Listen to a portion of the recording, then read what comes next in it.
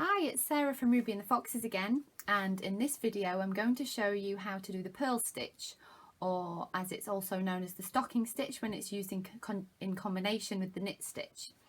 If you want the details of the pattern I'm following, it is available for free on my website rubyandthefoxes.com.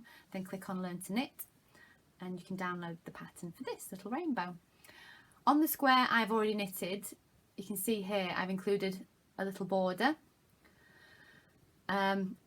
which basically is where you knit the first and last 3 stitches on every single row, including the purl rows. As this may be a little bit too complicated for beginners, I've not included it in the following instructions, but if you are a more confident knitter, then please add this feature if you wish. The benefit of the border sides is that it helps to prevent the edges from curling. So it's quite useful if it's going to be a standalone piece, if you're going to hang it up somewhere. So add it in if that's what you think you might use it for, and if you feel confident enough to add that in.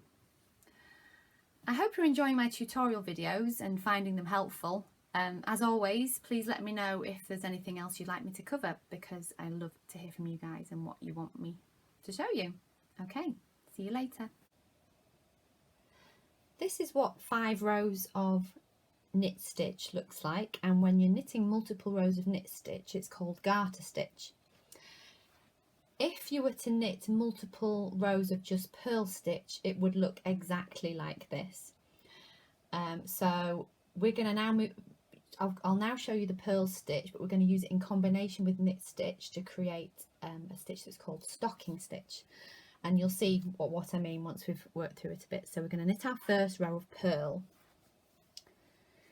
So in a situation here where you can see that tail end is kind of close to our working yarn, this is another example of when you could accidentally knit with the wrong strand. So just make sure you're not knitting with that tail end by accident. Okay, so this time we're going to be passing the needle of the stitches on the left needle. We're going to be passing the needle right to left.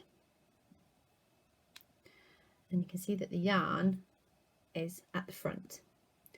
We're going to pass that yarn, as we did with this knit stitch, around the right needle again. So it's going down through the middle, around the back of that right needle to the front.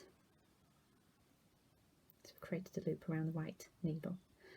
We're then going to slide that right needle down as we would with knit stitch to catch that loop we've just wrapped around it, but we're going to push the needle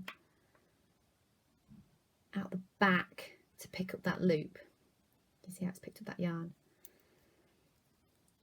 and we're going to let that loop on the left needle slide off. So I'll show you that again.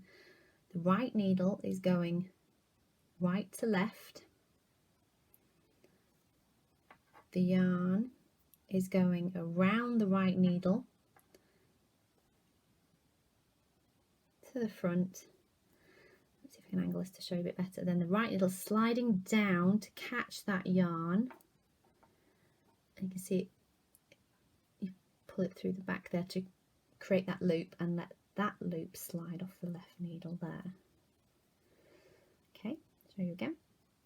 Right needle goes right to left, yarn goes around the right needle, between the needles, round to the front.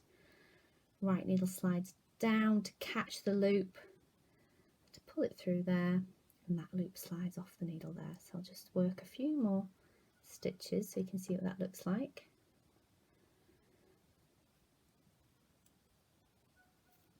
There we go, sliding those stitches up the left needle a bit, around,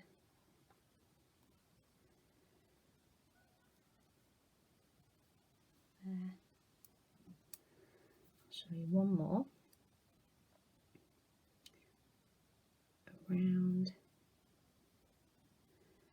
catch this yarn, and there we go.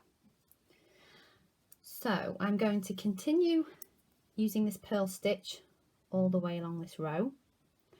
Then I'm going to do a row of knit stitch after this, followed by a knit of purl, followed by a row of knit, followed by a row of purl. So I'm going to knit, I'm going to work 10 rows in this stocking stitch. So we've got our 5 rows of garter stitch. We're going to knit a following 10 rows of stocking stitch. So if you're following the chart, we're going to knit up until the end of row 15. If you're following the chart, all odd numbered rows are knit stitch, all even number rows are purl stitch, so that might help keep track of where you're at. So I'm going to knit to row 15 and then I'll see you back in a second, and so I can show you what that looks like.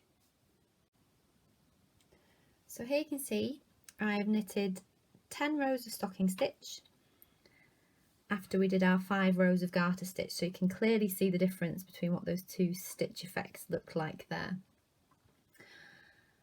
It's also now that you can see the difference between what's called the right side of your work and the wrong side. From the wrong side it looks kind of similar, there's just bigger gaps on your garter stitch to your stocking stitch there. So it's important to know the difference between your right side and your wrong side. When you're following a knitting pattern, it refers to it.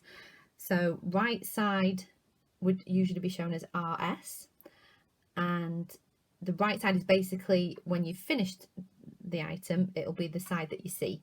The wrong side of your work, or WS, is what will be on the inside of the work, hidden away. What's good to know is that knit stitches are made when the right side of the work is facing you, and purl stitches are made when the wrong side of the work is facing you. So that can be another way of keeping track of where you're at with your work. So if you're following the chart, you'll see that row 16 starts to introduce some different coloured yarns, and that's what my next video will be about, how to introduce colour work. I would say don't move on to that stage until you're feeling quite confident of knitting stocking stitch, because if you're introducing a new technique, you don't want to confuse yourself if you're still struggling with just knitting your row of knit and row of purl for stocking stitch. So practice that a little bit more if you're still a bit unsure, and once you feel ready you can move on to the next video, that is colour work. I'll see you there.